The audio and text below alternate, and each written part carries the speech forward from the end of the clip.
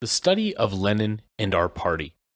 Select readings from The Communist, the former theoretical organ of the Communist Party USA, and the current theoretical organ of the Party of Communists USA. To the Study of Lenin and Our Party by Alexander Bittelman, January 1932. It is high time that a thorough study be undertaken of the development of Marxism-Leninism in the United States. This is made necessary by many reasons, chief among which is the need of strengthening theoretically the membership of the party and its leading cadres. With the increase in the volume and complexity of our practical everyday tasks, the need for such a theoretical study will become more acute. At the same time, the growing leading role of our party in the class struggle of the American proletariat and the resulting practical experiences continually create more of the requisites for a scientific study of the development of Leninism in the United States. Only such a study will bring out fully the role of Lenin in the origin and establishment of our party. To speak of Lenin and our party means, first of all, to trace the effect upon the labor movement in the United States of the struggle against opportunism that was carried on by the Bolsheviks under the leadership of Lenin approximately since 1903. It was in this historic fight against world opportunism, especially against the opportunists of the Second International, led by the Bolsheviks ever since the Bolshevik group became crystallized in Russia in 1903 to 1904, that the ideological and organizational foundations were created for the eventual formation of the Communist International and for the formation of our party as the United States section of the Communist International.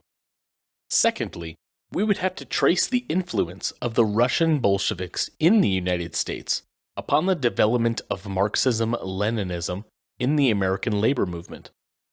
A study of this subject will establish the fact that the Russian Bolsheviks in the United States, who were members of the socialist and trade union movement of the country, have contributed greatly towards creating the conditions for the split with the reformists and the formation of the Communist Party. This also belongs to the study of Lenin and our party. Thirdly, we will have to study those activities of Lenin, including those during the late imperialist World War, which aimed to establish direct organizational contact with the internationalists and revolutionary socialists in the United States in order to bring about their separation and split from the opportunists and social patriots. In undertaking these steps, in the face of the tremendous difficulties created by the capitalist governments during the war for communication between the revolutionary socialists in various countries, Lenin was following out the established orientations of the Bolsheviks since 1903 towards splitting away the revolutionary Marxists from the reformists and opportunists all over the world. And fourthly, we would have to study the various decisions of the Communist International and of the Profintern, RILU, on the American question. All of these decisions constitute an application of Leninism to the class struggle in the United States, and some of them were made while Lenin was still alive, under his guidance and with his participation. An essential phase of this angle of the study of Lenin and our party will be found in the numerous personal interviews and discussions that many American communists had with Lenin on the problems and tasks of our movement. It is along such lines as the above that we shall have to carry on the study of the development of Marxism-Leninism in the United States and of the role of Lenin in the origin and development of our party. Such a study will illustrate, on the basis also of American experiences, that the assertion of Slutsky and company that Lenin, the Bolsheviks, did not follow the line of splitting with the opportunists of the Second International in the pre-war period, that this assertion is nothing else but Trotskyist slander against Lenin and Lenin's party. To follow these smugglers of Trotskyism, to question Lenin's struggle against opportunism, and to present the matter as something that requires, quote, further investigation, is to try to transform, quote, an axiom into a problem, is to be guilty of, quote, rotten liberalism, as Comrade Stalin shows elsewhere in this issue. A few episodes of 1915. The following proposes to recount a few episodes from the relations of Lenin to the labor movement in the United States during the year 1915. These are taken from Lenin's correspondence with A. Kollontai, who, in fall of 1915, was contemplating a trip to the United States. Lenin had seized upon the occasion to establish closer contact with the revolutionary socialists in America. In one of his letters to Kollontai, September 1915, Lenin writes, quote, "It would be very regrettable if our trip to the United States should not materialize. We have built quite a few hopes on this trip, also the publication in America of our pamphlet, Socialism and War, and the consolidation of the internationalists." Urged on by Lenin, Kollontai made the trip to the United States, sending off her first letter to Lenin from Milwaukee, dated October 18, 1915. In his reply to this letter, Lenin advises Kollontai to spare no efforts in order to consolidate the revolutionary socialists, the internationalists, on the platform of the left Zimmerwald group, which were led by the Bolsheviks. In doing so, Lenin made some very pointed remarks regarding the political characteristics of various groups and leaders in the Socialist Party. Regarding the Volkszeitung, Lenin writes, November 9, 1915, that, quote, "Grimm has assured me today that they are all Kautskians. Is that correct? I believe that the German pamphlet, Socialism and War, might help you to determine the strength of their internationalism." Subsequent events have shown that there was very little strength in the internationalism of the Volkszeitung.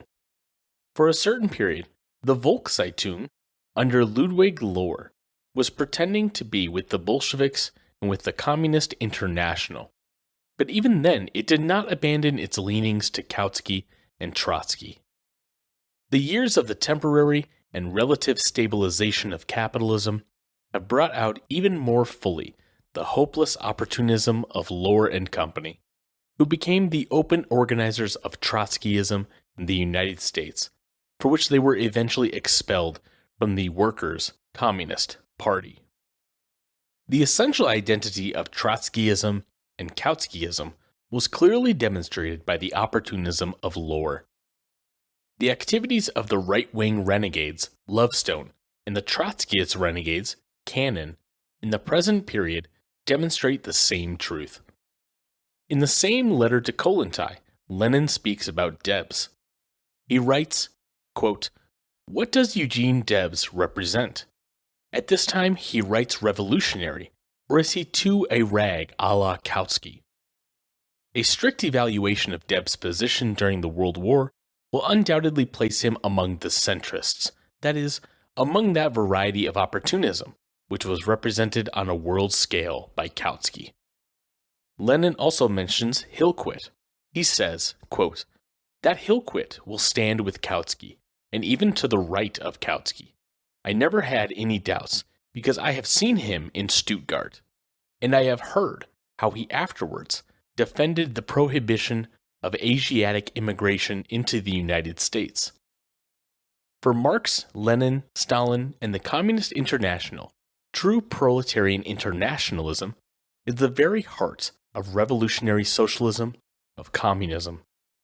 That is why the mere fact that Hillquit, a quote, socialist and an quote, internationalist, was fighting for the exclusion of Asiatic immigration from the United States, that is, Chinese, Japanese, Indians, etc., was sufficient to expose him as a social reformist who during the war became a social chauvinist, developing after the war into a social fascist.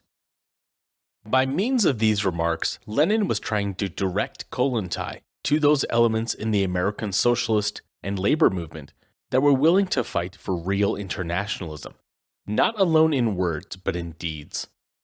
The test of real internationalism at that time was the platform of the lefts of the Zimmerwald group, and around this platform, Lenin was aiming to consolidate the revolutionary elements in the labor movement in the United States. Thus, Lenin wrote to Kollontai, quote, "The Zimmerwald Manifesto itself is insufficient. Kautsky and company are ready to reconcile themselves to it on condition, not a step farther. Into this we will not go, because this is sheer hypocrisy. Thus, if there are in America people who are afraid even of the Zimmerwald Manifesto, then you better drop them, and gather together only those that stand to the left of the Zimmerwald Manifesto." Lenin again repeats his direction to Kollontai to, quote, "Try everywhere to see the local Bolsheviks, if only for 5 minutes, to refresh them, and to connect them with us." It was at about the same time, November-December 1915, that Lenin sent his famous letter to the Socialist Propaganda League of America. Unfortunately, only part of it has been preserved. We quote from the letter as it appeared in the Communist of January 1931. The central point of this letter is Lenin's advice to the revolutionary socialists of the United States to break with the opportunists, to separate from them. Lenin says, quote, "We do not preach an alliance with the present socialist parties that are dominating the Second International. On the contrary, we insist upon breaking with the conciliators. The war is the best object lesson. The conciliators, their leaders, their most influential papers and magazines in every country are in favor of the war. In other words, they have actually formed an alliance with their national bourgeoisie against the proletarian masses. You say that there are socialists in America who express themselves in favor of a war of defense. We are convinced that an alliance with such people is criminal. This would be an alliance with the national middle class and the capitalists, and a break with the international revolutionary working class. We, on our part, stand for a break with the nationalist conciliators, for an alliance with the international Marxist revolutionists, and with the parties of the working class." In this letter, Lenin endorses the stand of the Socialist Propaganda League against craft unions and for industrial unions. At the same time, Lenin found it necessary to say that he is in favor of, quote, "the most active participation of all party members in the economic struggle and in all the trade unions and cooperative organizations of the working class." Lenin emphasizes here the word all trade unions, meaning the craft unions dominated by the reformists, Gompers and company, who, quote, "represent not the working class, but the aristocracy and bureaucracy of the working class." This was especially necessary at that time, when the tendency to boycott the reactionary craft unions of the American Federation of Labor and the general sectarian drift were prevalent among the left elements of the labor movement. But this remark of Lenin retains its full force also for the present period. The fact that the class-conscious American workers, under the leadership of the Communist Party and the Trade Union Unity League, are building revolutionary industrial unions does not exclude the need for working in the reactionary craft unions of the American Federation of Labor, but, on the contrary, makes such work even more necessary. Why? Because in certain industries, and under certain conditions, our work in the reactionary unions, with the policy of independent revolutionary leadership of the economic struggles of the workers, is proving to be a highly effective weapon for winning the masses away from the reformists and for organizing them into the industrial unions of the Trade Union Unity League. The same element of timeliness is contained in the other remark of Lenin, which urges, quote, the most active participation of all party members in the economic struggle. This is, in the present period, especially relevant. The participation in and leadership of the economic struggle through the building of the party and revolutionary unions in the shops is today the main road towards developing the revolutionary counter-offensive of the American proletariat under the leadership of our party and of the TUUL. In addition to sending the letter to the Socialist Propaganda League, Lenin wrote to Kollontai to find out more about this group. He says, November 22nd, quote, I hope you will bend all efforts to find out everything about them and in the greatest possible detail, and that you will also try to create out of them one of the bases of the Zimmerwald left in America. Surveying the field for possible allies in the United States for the, quote, Zimmerwald left, Lenin repeatedly inquires of Kollontai about the Socialist Labor Party. In a letter dated March 19, 1916, Lenin asks, quote, what about the SLP? They are internationalists, aren't they? Lenin makes similar reference to the SLP in the letter to the Socialist Propaganda League, in which he says that Marx and Engels, quote, both condemn the sectarian character of the SLP. And again in his letter to Kollontai of February 1917, Lenin makes some very critical observations in connection with the impression he received that, quote, the SLP is throwing out its entire program minimum. The Bolsheviks always viewed the question of program minimum in the sense of partial demands and of transitional demands, that is, as a means of organizing the masses in the course of their daily struggles for the revolutionary overthrow of the entire present system and for the dictatorship of the proletariat. This constituted a clear line of demarcation between revolutionary socialism and reformism, for whom the, quote, program minimum was a means of preventing the development of the revolution, a weapon for reforming, i.e., strengthening capitalism. On the other hand, this also draws a clear line of demarcation between revolutionary socialism, communism, and, quote, left sectarianism, also opportunism, which, quote, rejects all partial demands and transitional slogans. The opportunism and sectarianism of the SLP was covered up with this, quote, ultra-left rejection of partial demands, which had effectively poisoned the socialist left wing of 1918, until the experiences of building the Communist Party and the guidance of the Communist International have clarified the American communists on this vital point of revolutionary tactics. Sectarianism, which covers itself with, quote, left phrases, is just as foreign to Leninism as is reformism. Both are opportunistic, and while our chief danger in the present period is right opportunism, which roots lie in reformism, at the same time we are still suffering from remnants of, quote, left opportunism, underestimation of the struggle for partial demands, especially the daily economic struggles, etc., which we must root out in the most determined manner.